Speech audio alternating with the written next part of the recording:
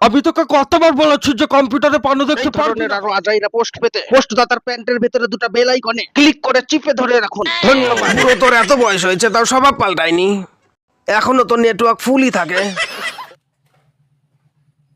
আমি তোকে কতবার বলেছি যে কম্পিউটারে পানো দেখতে পারবি না, যা গিয়ে আশিক মানে আপনি মুভি দেখ। মিস্টার মেথর স্টুডেন্টদের সাথে এইভাবে কথা বলে? স্যার এই স্টুডেন্টের পানু সম্পর্কে কোনো নলেজই নেই। আপনি আপনি নিজেই দেখুন।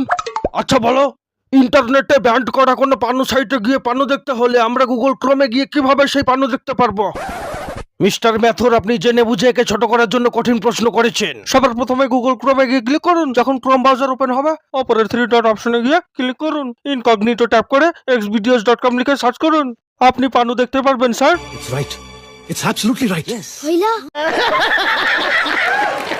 তুমি কি করে জানলে? আপনি বলেছিলেন না স্যার বাবার কাছ থেকে শিখায়।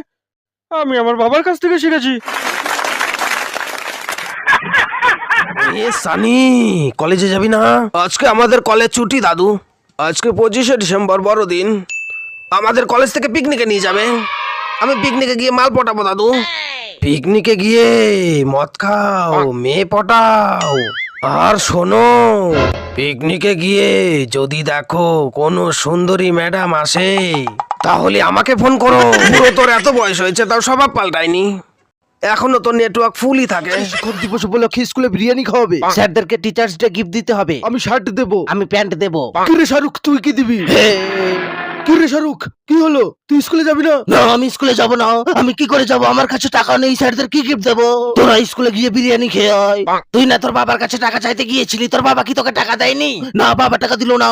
বাবা কত দিবে বললো জানিস? মাত্র 5 টাকা।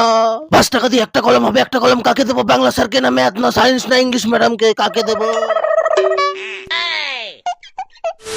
কিছু কিছু মেয়েরা সোশ্যাল মিডিয়াকে বাইজিখানা বানিয়ে রেখেছে। এরা পাহাড় পর্বত দেখিয়ে ভিডিওতে মিলিয়ন মিলিয়ন ভিউ আনছে, এসব করে টাকাও ইনকাম করছে। আমরা দিনরাত খেটে ভিডিও বানাই, অথচ ভিডিওতে ভিউ হয় না। এই বিষয়টির সমাধান করতে একমাত্র লেজেন্ডরাই পারবে। তাহলে এবার লেজেন্ডকেই ডাকা হোক। দাঁড়ান, আমি লেজেন্ডকে ডেকে আনছি। লেজেন্ড চলে এসেছে। খৈনির প্যাকেটটা নিয়ে আয়। লেজেন্ড জিন্দাবাদ। লেজেন্ড হয়ে অনেকে বিপদে আছে, যখন তখন ডাক পড়ে যায়। পায়খানায় বসে মোবাইল নিয়ে পোস্টটি দেখছিলাম, তার জন্য বেশি সময় নষ্ট হয়নি।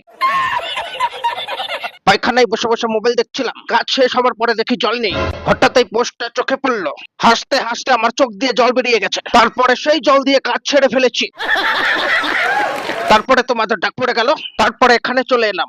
বান্টুই হলো একমাত্র জিনিস যেটা খারাপ কোনো কিছু দেখলেই প্রতিবাদ করার জন্য দাঁড়িয়ে ওঠে। বিষয়টা এমন না, ব্যাপারটা যেমন বিষয়টা তেমন। বিষয়টা বোঝার মতো কিছু নেই, আবার না বোঝার মতো কিছু নেই। যদি বললেই বুঝবেন না, আবার না বললেও বুঝবেন না, বললেও বুঝবেন না, তাই আমি আর বলবো না। একটা পোস্টদাতা হতে গেলে কি করতে হয় বলুন? কিভাবে একটা পোস্টদাতা হতে হয়? পোস্টদাতা হওয়া তো সহজ না। পোস্টদাতা হতে হলে পাড়ার মোড়ের টং দোকানে যেতে হয়, সেখান থেকে একটা সিগারেট কিনতে হয়, তারপরে সেই সিগারেটের ভেতরের মশলাগুলো বের করতে হয়, তারপরে কিছু প্রাকৃতিক মেয়াদ উত্তীর্ণ লতা পাতা হাতের তালুতে নিয়ে ভালো করে মাজন করতে হয়, তারপরে সেই সিগারেটের ভেতরে ভরে দিতে হয়, তারপরে শুকটান দিয়ে দিয়ে মনে যা আসে তাই লিখে পোস্ট দিতে হয়। অত সহজ না। এই ধরনের আরো আজাইরা পোস্ট পেতে পোস্টদাতার প্যান্টের ভেতরে দুটো বেল আইকনে ক্লিক করে চিপে ধরে রাখুন। ধন্যবাদ। সবাই ধীরে সুস্থ গালাগালি করুন, ধাক্কা ধাক্কি করবেন না, সামাজিক দূরত্ব বজায় রেখে গালাগালি করুন। উত্তেজিত হয়ে গালাগালি করতে গিয়ে বানান ভুল করবেন না। আমরা কমেন্ট করতে আসি না, শুধুমাত্র পড়তে আসি, তাই এমন ভাবে গালাগালি করুন যাতে আমাদের পড়তে অসুবিধা না হয়। এইসব ছোটখাটো ব্যাপারে লেজেন্ডদের ডাকবেন না, আমাদের আরো অনেক গুরুত্বপূর্ণ কাজ থাকে। ইতি লেজেন্ড কমিটির সম্পাদক। আর কেউ মিটিং থেকে বের হয়ে যাবেন না, একটু পরেই জিলাপি দেওয়া হবে।